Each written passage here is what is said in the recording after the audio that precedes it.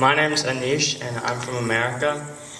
And growing up, I was like very, very skeptical of all these things, and even of my own experiences. As before I had met a guru or learned about these chakras, I actually used to feel them. Like, for example, sometimes I would feel like something, I didn't know what it was, but rising from my the bottom of my spine to the top of my head, or like something coming from above, like when I was 11 or 12, like going down and like bouncing like a trampoline and coming back up. But I didn't know what that was until later when I was like 14 or 15, when my mom was telling me about these chakras. But then, even then, because my mind was like in this Western ideology, it was constantly playing a story of like, oh, these are all just like hallucinations.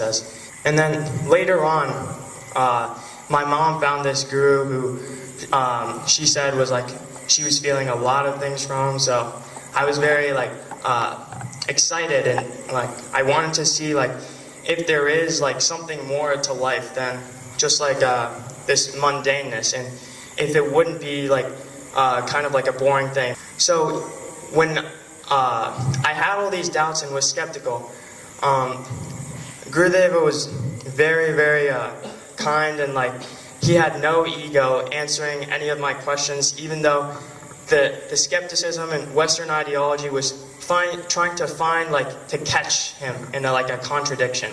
And even knowing that, he still took time out of his day to talk to me for hours. When my mom would get like very irritated if I like talked to her for like 5 minutes, he would talk to me for a very long time and like repeating the same thing. When I came here, I really enjoyed the first 2 days, but I had just seen like the knowledge side of Gurudev, but not the divine side. So on the third day in Shakthipath, when I was sitting in the chair and he said, okay, everybody go into samadhi. I was like in samadhi, but I would have a peek of my eyes open, and I would see Gurudev with like, he's usually always like half smiling, half joking, but this time he has like a very serious face, and so I was like, oh my God, something's gonna happen.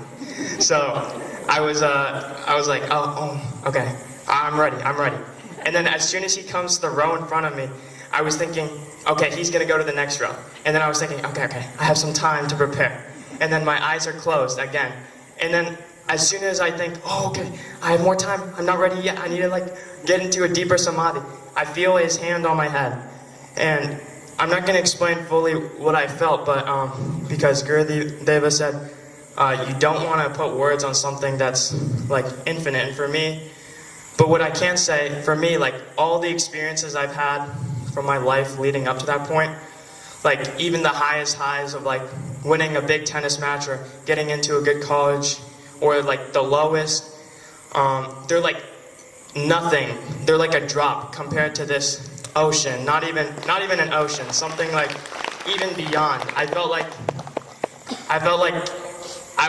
he was just like showing me the universe, and like I don't know. It's like hard to put a thing. But what I did know is that this isn't a human. This is God trying to reach me. So that was something like I found very pleasant, like the most intense feeling ever in my life, and it's not even close. And even though he is all so great, he still has like no ego and no like sense of like I'm great, because he doesn't have to wake up early. He doesn't have to like spend so much time with us or practice himself like doing all these things, which could sometimes be a little bit straining.